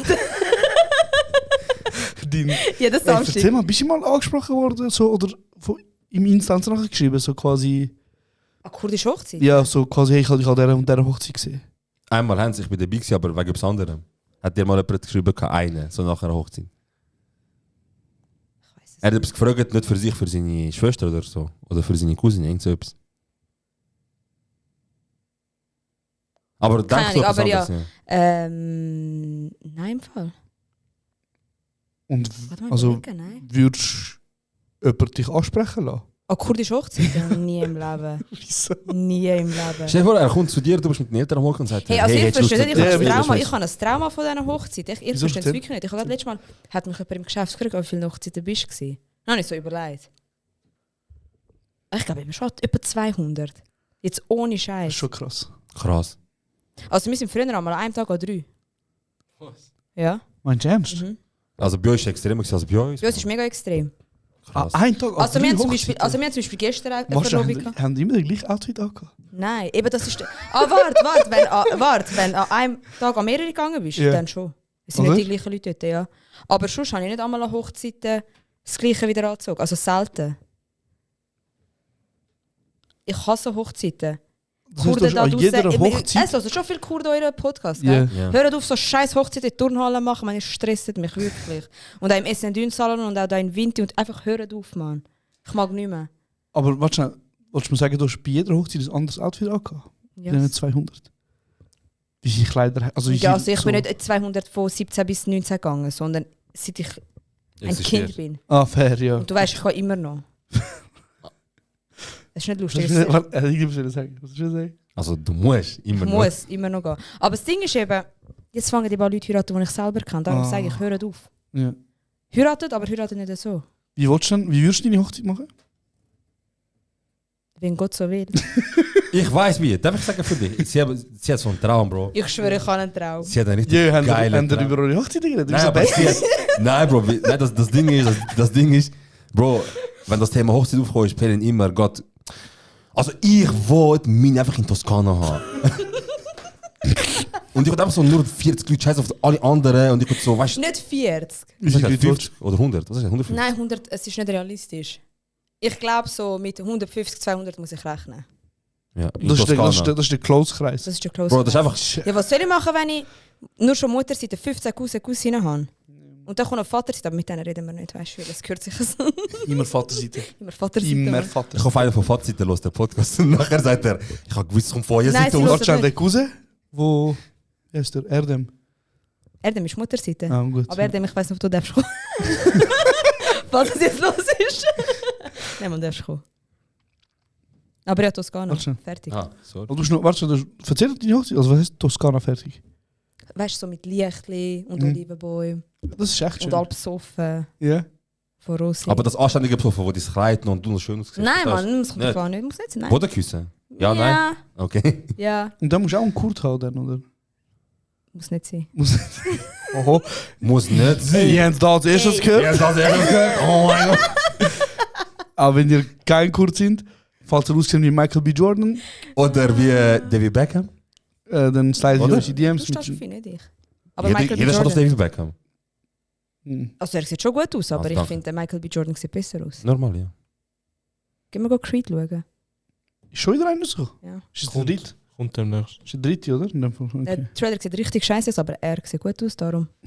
Darum unterstützen wir. Und support your local snack boy. Jemand fragt, also Rati Underline 47 fragt, kennen ihr Habbo Hotel von früher? Normal. Ja, aber schon klar kennst. Pelin so, ja, ich habe bis gestern noch gespielt. Ich spiele immer noch. Das ist so das Problem. Kennt ihr die Memes? Kennt ihr Club Penguin? Ja. Also ich habe das nie benutzt. Was ist das? Ist das so wie... Hubhotel, aber einfach noch ein bisschen... Also für mich ist wie Hubhotel einfach anders. Aber einfach wie bist du aber mit hast du das dem... gespielt? Das hat er auch nicht gespielt. Eben, das ist glaube ich eher so die neue Kategorie. Dings, das mit Pinguin. Ja. Es hat irgendwie... Also... Doch, ich glaube, das war das, was ich meine, wenn ich mich täusche. Das ist ja wie Hubhotel, glaube ich. Ja. Ich weiß es nicht. Aber halt ein bisschen neuer. Auf jeden Fall, es gibt mega viele so Memes von Leuten, wo so im Club Penguin sind. Und nachher so, sie sind auch so, sie laufen halt um, nachher fragen sie so, Bro, sorry. Oh mein Gott, sie laufen einfach um und reden so normal. So Club Penguin so quasi, einer schreibt so, hey, was machst du? Nachher der andere so, ja nicht, ich bin am Hängen. Er so, okay, aber willst du mich Schwanz lutschen? Nachher sehe ich so, bad. You been bad. Du bist bannt worden wegen, willst du mich Schwanz lutschen? Du machst, gell? Bro, das ist etwas, was du zu machen lustig. Aber ja, du hast eine lustige Hubhotel Ausnäh-Story, oder? So. Ja, mich hat mal ein Hurensohn, ich weiß nicht, wie der heißt, ich habe vergessen, wo er wohnt. Ich weiß gar nicht eigentlich von ihm, aber ich drohe jetzt einfach ins Leere. So, wenn ich dich jemals gesehen habe, ich finde die Mutter du Hurensohn. Und die Vater auch. Wieso ist das passiert? Hubhotel ist ja so etwas, wo, wenn du Geld reinpumpst, kannst du geile Sachen kaufen, geile Möbel. Ja. Und das war auch die erste NFTs gewesen. Genau. Und ich habe dort damals Möbel kaufen. Schon gut, das ist gut gesagt. Kein Real. Oui. Und wir sind dort und ich bin so am Gamer und ich habe so ich wollte Möbel kaufen, ich habe kein Cash gehabt. Und ich gehe zu meiner Mutter und sage, Mami, hast du, also ist okay, wenn ich vom Haustelefon aus anrufe dort und auf die Nummer anrufe, während du auf die Nummer anrufst und musst ein paar Sachen machen, dann kommt auf dein Konto Geld. Kostet einen Euro auf 10 Stutz oder so. Und sie so, ja, was haben wir gehen, weißt du? Nein, nicht. Ich schwöre, einfach anrufen für das Hotel, zum Möbel. Möbel, ja, was haben wir gemacht? Dann habe ich das gemacht, dann ein paar Möbel gekauft. Ich habe nicht übertrieben, ich habe nur so 30 Franken ausgegeben. Dann habe ich Möbel gekauft und dann habe ich aber noch mehr Cash. Und dann hat jemand so geschrieben, in diesem Raum gibt es gratis Cash. Ich bin reingegangen, ich so, ja, wo ist Cash? Dann er so, ja, du musst auf den Link dich anmelden, dann musst du dich ausloggen, eine Stunde raus, nachher reinkommen, dann hast du das Geld. Ich so, oh, easy. Ich habe da alles ausgefüllt, ich habe Vorname, Nachname, Account, Passwort, alles. Ja, aber ich dort gesehen, 9, 10, irgend so etwas. Ich gehe raus, nach einer Stunde gehe ich wieder rein, meine geile Räume, alle Möbel weg. Alle Möbel weg. Und dann bin ich in Rage geholt. Bist du jemals bei so den nigerianischen Prinz-E-Mails? Nein, aber einmal. Ich schwöre mal, ich lege die mal weiter ab jetzt. Ich habe viel von Bill Gates, mal bei Interesse. Urfi hat mir 42 Millionen gegeben. Mir auch mal. Ich muss dafür nur so und so viel Geld überweisen. Einmal bin ich so daheim am Chillen gewesen. Ich glaube, ich habe das schon mal erzählt. Kann das sein? Und ich bin gerade über Mittag daheim gewesen und ein Kollege hat mir über Netlog einen Link geschickt. Also halt so geil. Und dann habe ich so easy. Und ich so, was ist das? Nachher so, schau mal, ist ein Video, weißt du? Machst du kaputt. Ich drücke auf den Link. Und dann kommt einfach so ein Video auf dem Bildschirm, wo einfach 2 Senioren bumsen. Oh mein Gott, ich kann das ja. Und nachher, ich drücke auf X, man dann so tick. Ja. Die ganze Zeit so, weißt du? Und ich so, Alter, und ich höre so, meine Mutter läuft von der Uhr und ich so. Oh mein Gott. Und dann ging einmal Strom weg. Ich so, Alter, oh mein Gott, so knapp gewesen. Einmal bin ich drunter gekommen, daheim, weil ich bin so dumm gewesen. Weil ein Kollege hat mir auf MSN, kennt ihr noch MSN? Normal. Haben wir so können, wie so animierte Emojis schicken. Yeah. Und er hat so eine geschickt, wo so steht Virus Loading. Ja. Nachher so von 0 auf 100% nach steht so Virus delivered. Completed So, und genau, ja. completed etwas. Und ich sag, man, das ist ein echter Virus. Und ich so, Mami, aber das Virus geschickt. Ja, Mann. Geil, du? Sorry, was war die Frage? Oh mein. Wegen Habo? Mach Outro. Ja, hast du Habo-Hotel benutzt? Hey, ja, aber kurz, ich habe es voll nicht so gefühlt. Wieso? Keine Ahnung. Schreibt sie du? Schreibt sie du? Ich kann. Okay. Krass, ist das jetzt der erste Cut? Ja, das ist der erste. Wir haben 1 Stunde 12 Minuten aufgenommen. Ja. Und erst im letzten Moment haben wir einen Cut machen. Ja. Einfach wegen dir, Mann. So, Bro, ich fühle mich so wohl. Es ist gerade etwas gecuttet worden und wenn ihr wissen was, zahlt für den Content. Ich habe so Geld, Mann. Sorry, ich mach Spaß. Hey, noch zum Abschluss vielleicht. Wir haben von vielen weiblichen Zuhörerinnen gehört, dass unser Content ein bisschen zu fest Richtung Mann geht. Für männliche Ohren bestimmt ist. Du bist jetzt repräsentativ für alle weiblichen Zuhörerinnen da. Was sollen wir anders machen? Ja, aber ich finde, das ist wieder so etwas. Ihr sind 2 Männer. Also, was wollt ihr für uns Frauen reden? Mhm. Aber was ich kann sagen ist, vor allem für die, also es hören ja viele so Kurden und Kennex allgemein zu. Einfach vielleicht, dass wir euch mitgeben, dass ihr euer Verhalten ein bisschen ändert. Nein, jetzt ernsthaft? Ich lasse zu. Ich bin parat, ja. Nein, so ein bisschen die Einstellung und das zurückgebliebene Weltbild, das sie haben, so kommen ein bisschen weg von dem. Also allgemein auf Frauen bezogen, aber auch so Sex als homophob sein und was weiß ich, ist auch so ein Ding. Von uns jetzt, oder? Nein, aber allgemein. Ich das ist eben so verpackt, wieso, das könnt ihr verbessern. Nein, nicht ihr, aber ich finde, wie ihr könntet vielleicht wie die Leute immer wieder mehr so darauf hinweisen, weil es so viel zu, oder? Mhm. Und also, dass gewisse Sachen uncool sind, oder ich weiss wie, auch nicht, weißt so. Gewalt ist keine Lösung. Nein, das sowieso nicht. Ausser wenn wir uns verducken. Dann. Aber weißt du, auch so zum Beispiel, was ich früher oft gehört habe, so, dass es komisch ist, dass ich in den Ausgang gehe, weil ich bin ziemlich früh einmal schon in den Ausgang oder dass ich trinke und was weiß ich. Tan man dann. Ja, Mann, ich schwöre. Wie hast du Leben geniessen? Wie hast du können, Mann? Wie hast du das Gefühl, du kannst Leben geniessen? Aber weißt du, so, es gibt immer noch, ich meine, wir sind ja alle eigentlich nicht streng aufgewachsen. Aber gleich, ich habe ab und zu Sachen gehört von Kurden und was weiß ich. Wo ich finde, hey, voll nicht nötig, Mann. Lasst die Frauen machen, was sie wollen. Schön. Ihr macht auch, was ihr wollt. Voll. Also einfach, dass ihr vielleicht auch so... Ich finde, wieso, ihr könnt nicht für die Frauen reden. Ihr seid nicht selber keine Frauen, weißt? Ich finde, wieso...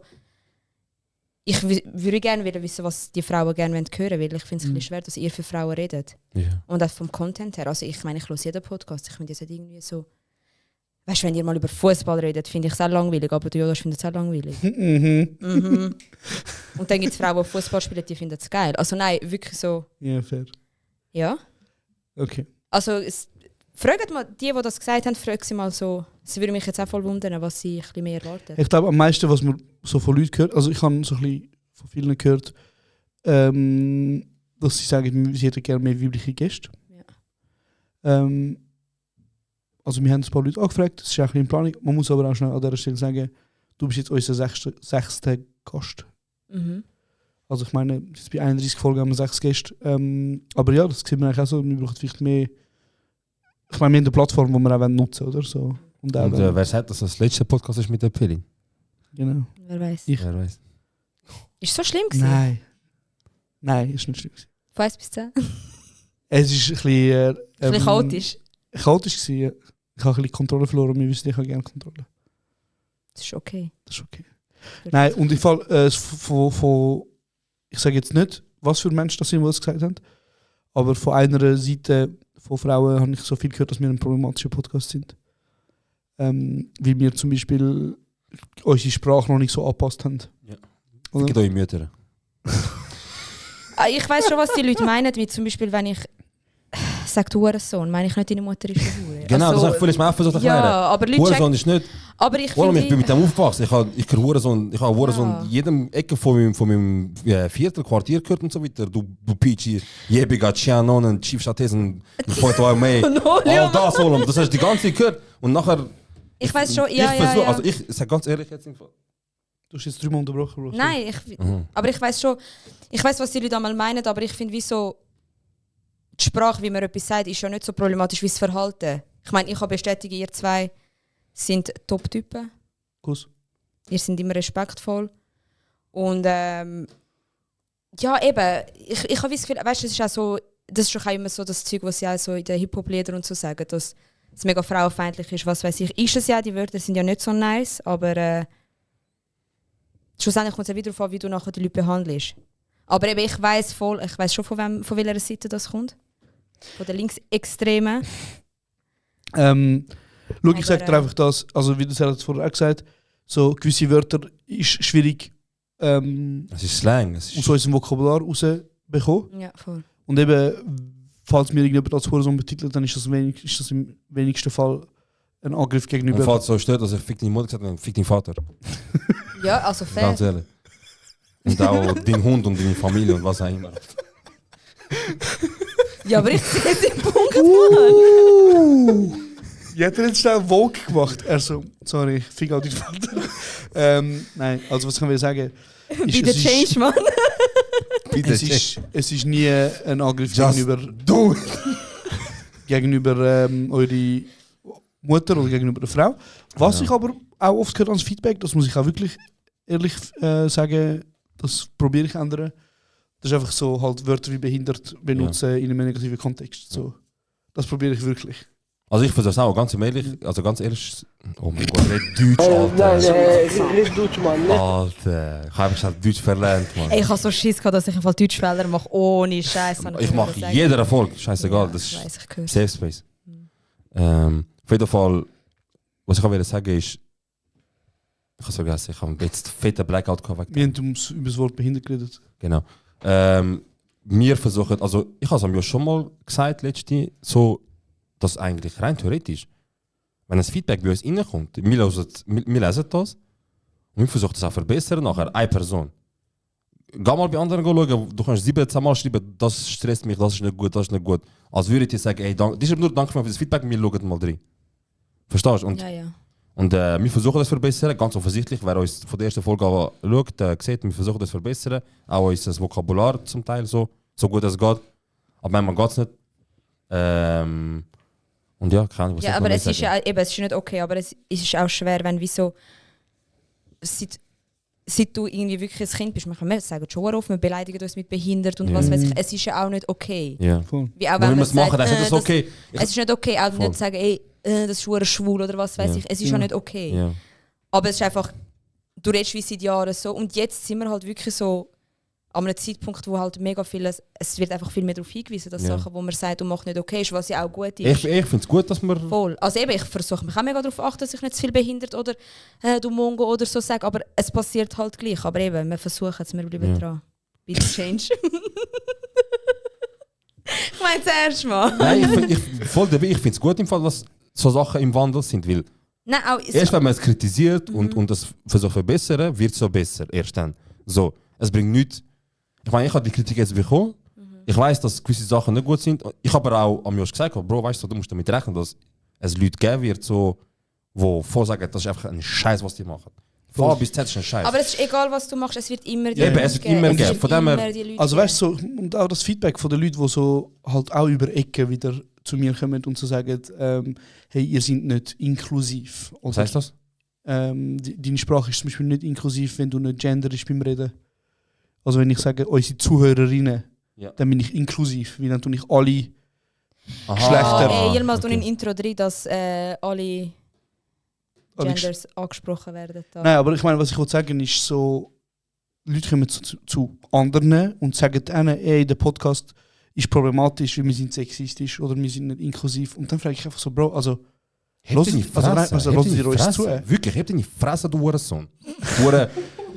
Nein, aber jetzt mal ehrlich schnell, Bro. Also, was ist die männliche Form von Dings? Strichersohn. Strichersohn. Nein, aber jetzt schnell nochmal, um es schnell erklären. Also ich meine, wer uns zulässt, wir haben uns von Anfang an und in allen Kanälen haben wir gesagt, dass wir pro LGBTQ und so weiter sind. Dass wir irgendwie, ich probiere vor allem immer sehr inklusiv reden und das ein bisschen bringen. Und ich meine, der Serhat hat auch einen riesen Wandel mitgemacht. Eben, wir hören auf so Feedback wie behindert und so. Und nachher zu uns kommen und sagen, wir sind sexistisch veranlasst, weil wir Wörter wie Hurensohn benutzen. Wo übrigens eine Sprache ist, wo uns irgendwo durch auch in die Wiege gelegt wird, weil wir werden halt zum Beispiel aufgrund von sozialem Status oder von Geld oder was auch immer in Viertel drängt, wo zum Beispiel andere Ausländer sind. Ja. Wo halt alle so miteinander reden.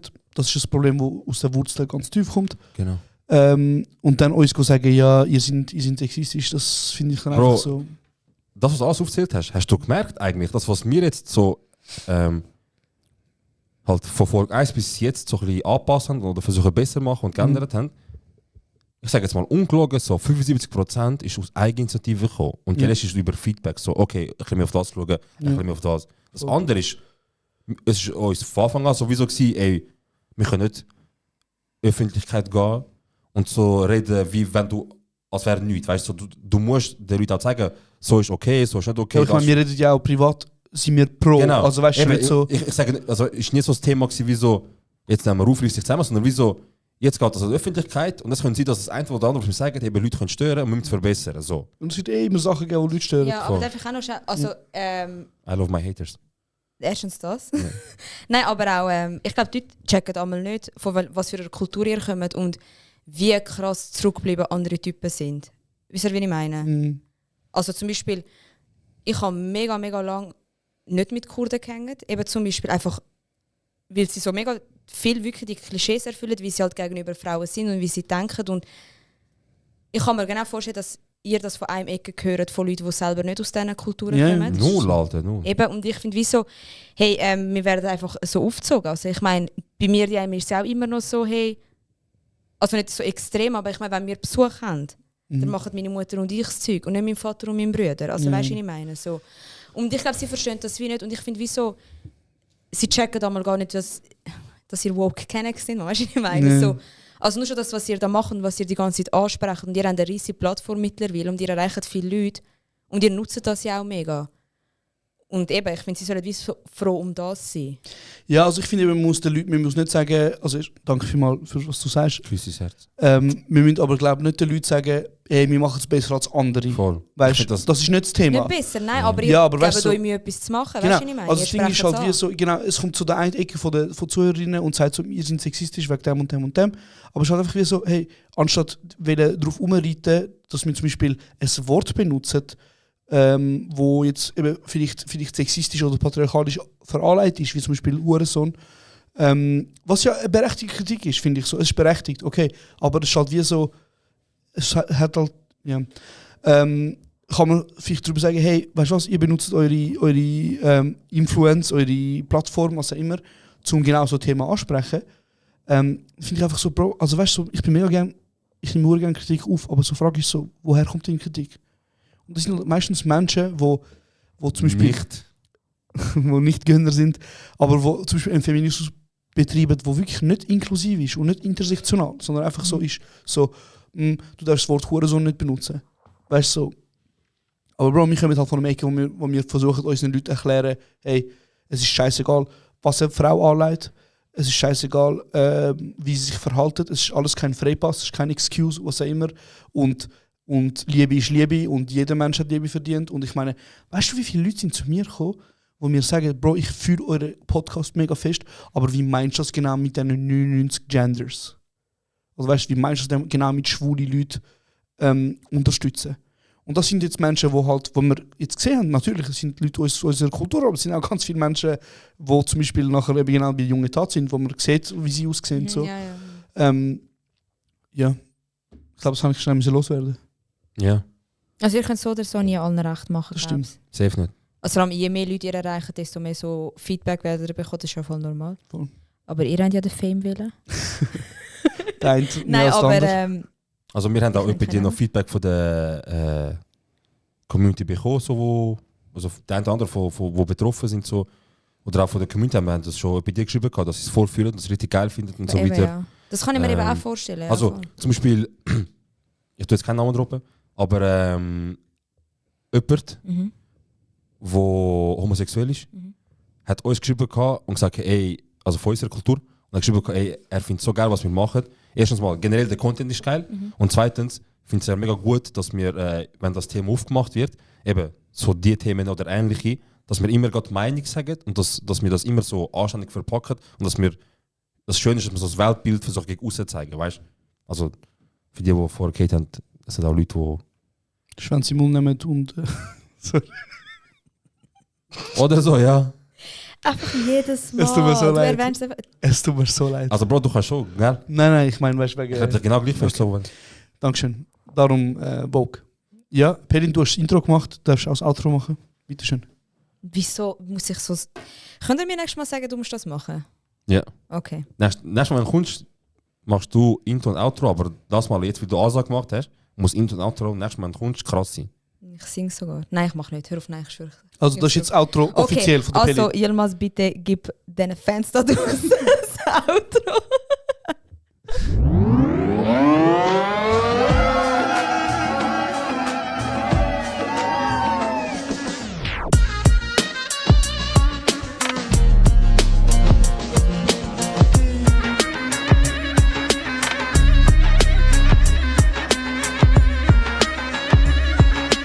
Das ist kurz und wenig morgen.